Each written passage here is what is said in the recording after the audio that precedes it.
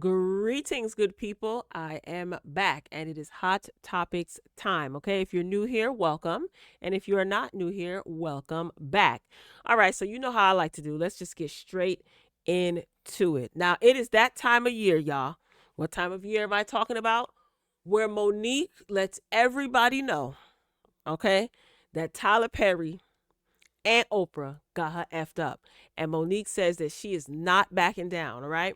So Monique, she recently sat down for an interview, a second interview with T.S. Madison on her podcast.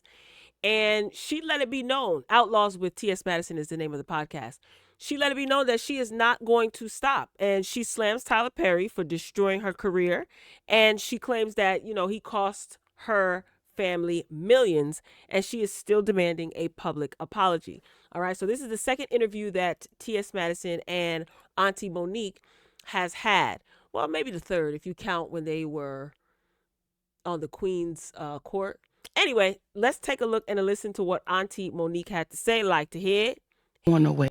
Well, she let it be known yet again. And I'm gonna be straight up with you. I don't have a problem with Monique letting it be known as often as she has, um and as often as she needs to, letting it be known that Tyler Perry basically disrespected her, obviously hurt her, and he promised her to right his wrongs. Okay. A little bit of a backstory. T.S. Madison had a show on Fox Soul called Out Loud with T.S. Madison. I think that's the name of it. And Monique came and sat down with her face to face and, talked about how Tyler Perry wrongs her, how Lee Daniels wrongs her, and how she felt about Oprah. T.S. Madison was the one who brokered peace and orchestrated a setup and a reconciliation between Lee Daniels and Monique. T.S. Madison has worked with Lee Daniels in the past, and they've become very, very close.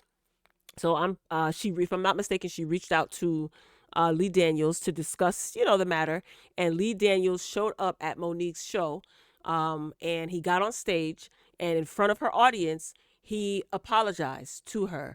He didn't say, if I did anything to you, if I did this. He took accountability and he apologized to her in front of her audience. And it was recorded and it circulated on all over social media. This was years ago. Tyler Perry, however, has yet to do so. During that interview, Monique played audio. It was a phone call that Tyler Perry and Monique had. Tyler Perry reached out to Monique and admitted via this phone call that she recorded, that he did her wrong and he is going to make it right. T.S. Madison listened to this audio, to this recording, and T.S. Madison confirmed that she herself heard what Tyler Perry said, admitted his wrongs, and said that he was going to make good on, his word as far as making it right. He has yet to do so. That is why Monique is still speaking about it. And I know a lot of people are tired of hearing her speak about it. And that's fine. That's your choice. But that doesn't mean that Monique is going to stop talking about it. I do think Tyler Perry is hypocritical. Um, I did like the fact that she pointed out that Tyler Perry does good deeds for others. And she didn't negate the fact that they are good deeds. But those good deeds, Tyler Perry, they're not going to wash away what it is that you've done to Monique. Okay. Um, Tyler Perry got on the BET Awards that aired recently and talked about how many millionaires he's created and talking about owning our own and, a seat at the table, all that, typical Tyler Perry, jargon. And here it is. Monique has pointed out to you what you've done wrong. We have audio evidence of you admitting that you've done Monique wrong. You stated that you were going to right your wrongs, and you have yet to do so. Now, when Monique said, I know you've worked with that man, T.S. Madison made an appearance on Beauty in Black, which is one of Tyler Perry's newer scripted shows on Netflix. I don't remember if she was in 2 episodes, but I remember her being in one in the first season. I didn't watch anything beyond the first season. And I thought that was really interesting. And according to T.S. Madison, she did reach out to, and this shows how much respect that she has for Monique, and I love that. T.S. Madison reached out to Monique and let her know, Tyler Perry extended an offer. Is this basically like, are you going to have a problem with this? They talked it out, and that shows integrity, and I respect that. I do think Tyler Perry could have been trying to be funny because T.S. Madison did get the exclusive with Monique, where she played the audio of Tyler admitting his wrongs.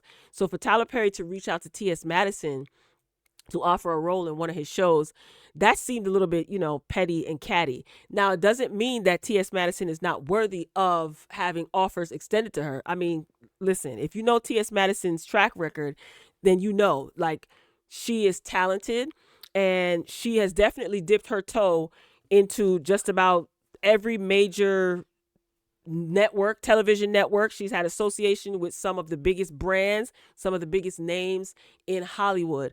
All right. So it's definitely not that she's not talented or not deserving. I just think that Tyler Perry was I don't put it past him. I could be wrong, and I'm willing to be wrong. That's okay. But I don't put it past him. Okay. So as far as Monique getting over it, it's disheartening that people are telling Monique to get over it. He didn't right his wrong. She was done wrong. And I guess because people don't really like Monique like that, some people say that she's the reason why her career was stagnant.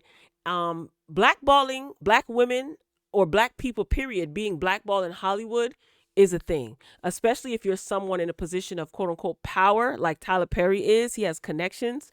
Same thing with the music industry. Being blackballed is something serious. The only thing that has to be said about a black woman is, she's difficult to work with. If she's deemed difficult to work with, or if she's not a go along to get along type of woman, then she's deemed difficult to work with, and that reputation can ruin someone's career, right? And then she mentioned that he told a lie on her. Now here's the thing: you lie on me, it's curtains for you. It is curtains for you. Like, that's some of the most wickedest types of behavior. People who intentionally lie and try to ruin your reputation with the hopes that people will believe your lie and be on your side. Imagine how pathetic you have to be, or pathetic of a human being you have to lie about someone to get people to be on your side, because without that lie, you're weak, you're nothing. So people do it all the time. People lie on people all the time. And I think it's wicked, and it's quite sad and pathetic. And I feel sorry for people who feel like they have to lie or ruin somebody's reputation because that person is loved, respected, liked, and they themselves aren't. So as long as Monique needs to tell her story, I'm here for it. It's her story to tell. If non-black people told black people, hey, get over slavery, I don't think you would find that appropriate, right? This is something that deeply hurt Monique financially and emotionally, and she had respect and love for Tyler Perry and for Oprah, and she felt betrayed. She was betrayed. So who are we to tell her, oh, we tired of hearing it? Well, I mean, don't listen. She shouldn't have to shut up and not tell her story just because others can't relate to, or others weren't impacted, I should say, by what was done to her. So anybody that takes food out of somebody's mouth or somebody's family's mouth, you definitely a op. So go on and tell your story, Auntie Monique. Go on and tell your story. And why is it that Tyler Perry is not being held accountable? Is it because he has like diehard fans and people like him? If he was somebody that people didn't like, trust me, his feet would have been held to the fire, and people would have boycotted all of his movies, shows. But people like Tyler Perry. Tyler Perry has a lot of power, a lot of influence, and he has a loyal audience and a loyal fan base. But if it was the opposite, Monique would have been not only got her apology, she would have got her money too. She would have got reimbursed and compensated, because once you affect somebody's pockets, then they tend to want to move and make things happen. Anywho, speaking of moving and making things happen, y'all, color me crazy, but I really feel I just feel sorry for Dr. Umar. I really do. I've talked about Dr. Umar last week or so.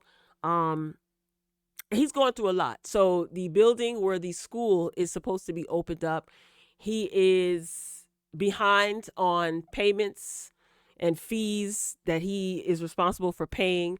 Inside the building is not operable. No one, there's no school to be set up inside that building. He has made some minor improvements and upgrades, but the building is not up to code from what I understand. There's paperwork that's been put on the door saying that the property is going to be auctioned off. He is stating that he was not made aware that he was behind on any payments. He also stated that his 2 bank accounts have been frozen. He can't get any money. He doesn't know why they're frozen. I think that Dr. Umar knows a lot more than he's telling us. And there have been people who are incessant on YouTube who have been looking up this information and making content. I've only seen 2 people offer help. And that's 2 out of thousands, because there's thousands of people with YouTube channels that's making Dr. Umar content. But anyway, his latest, I don't even know what to call it, gimmick, maybe you should say, is that he wants to take y'all to dinner, but it's going to cost you, ladies. Like to hear it. Here it go. For the ladies, it's called Lunch with the Doctor. Oh. It's called Lunch with the Doctor. You make a $500 donation to FDMG Academy, ladies. $500 donation to FDMG Academy, and you get a free lunch with Dr. Umar, restaurant of your choice in the state of Wilmington, Delaware. I said we got a new program called Lunch with Dr. Umar. Private lunch. Ladies, you got to donate $500 to the FDMG Academy, and I will take you to lunch, private lunch, any restaurant you want in the state of Delaware. It's called Lunch with the Doctor, and it costs you $500.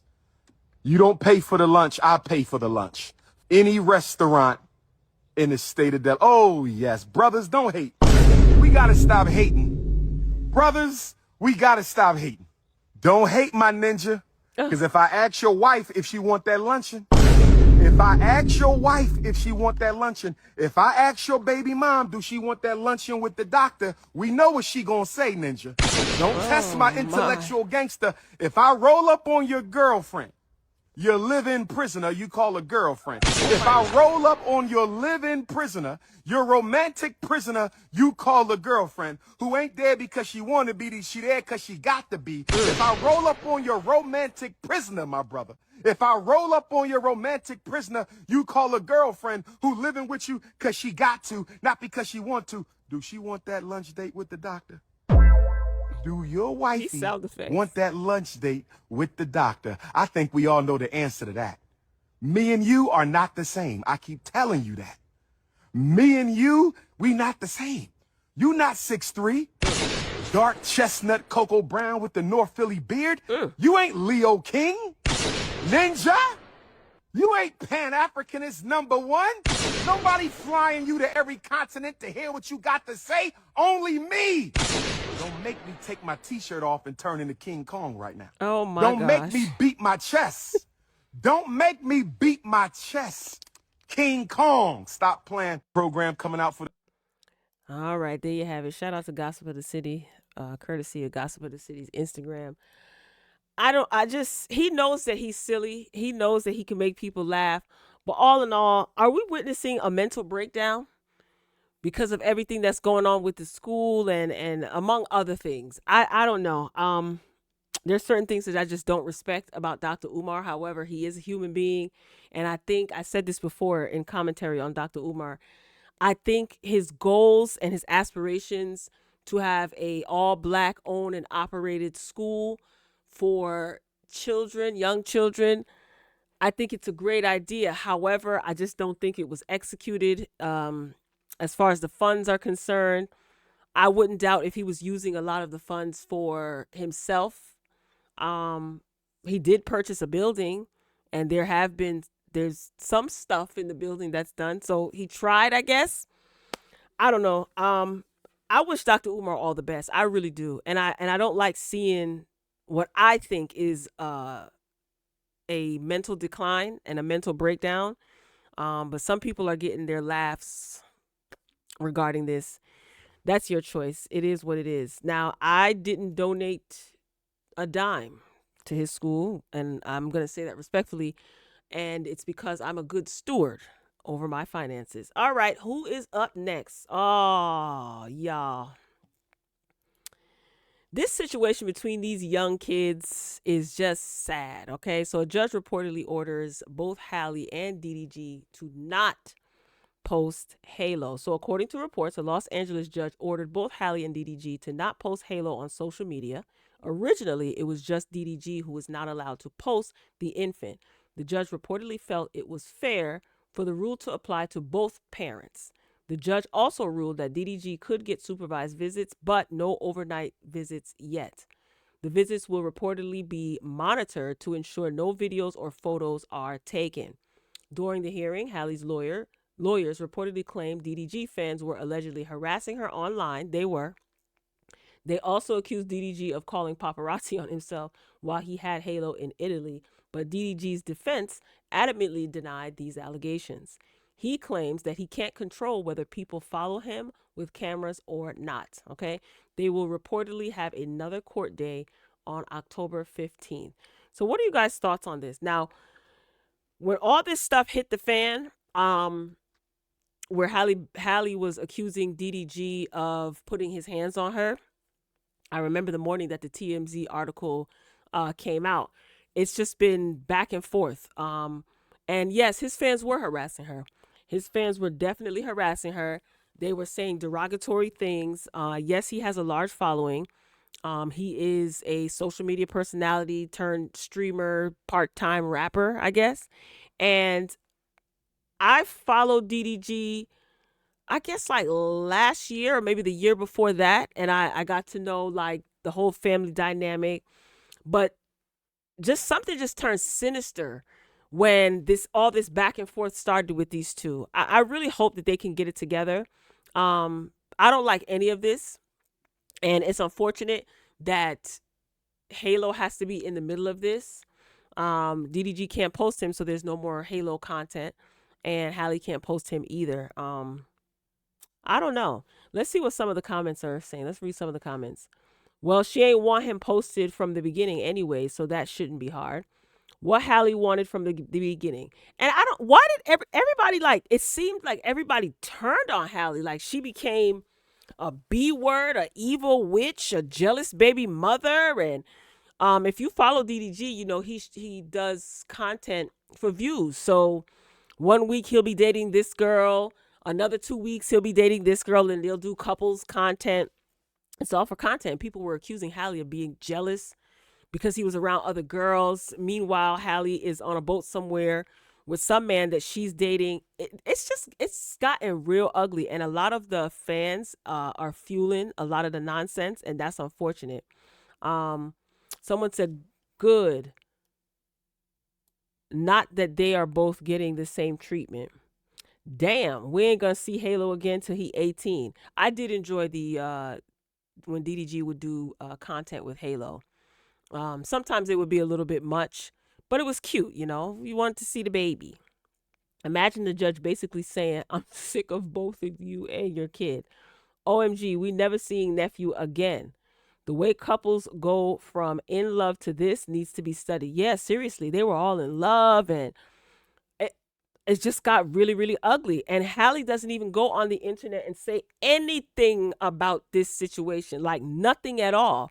DDG has gone on. He's made fun of the situation. He's parodied the situation. He's talked about it, and his fans are ruthless as it pertains to Halle. And I guess after he got fed up, you know, things were going on behind the scenes that we weren't privy to, but he brought that to the forefront. And then when he got fed up, it's not like he was telling his fans, hey, you guys cool out, chill out.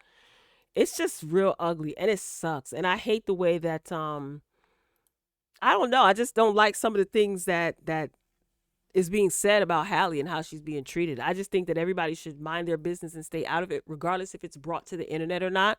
Stay out of it. Nobody's fan base should be going in the other's fan base, talking negatively about them, calling them out their names, or saying anything. Because at the end of the day, whether they like it or not, they're family, and they're responsible for raising Halo. So who knows? Maybe a year or two down the line, everything will be all good, and they'll be friends, and they'll be able to co-parent the way that Halo needs them to co-parent. All right. So drop that in the comments and share your thoughts and let me know what you think. Ladies and gentlemen, that's all I got. I will be back soon, okay? And until next time, I will talk to you later.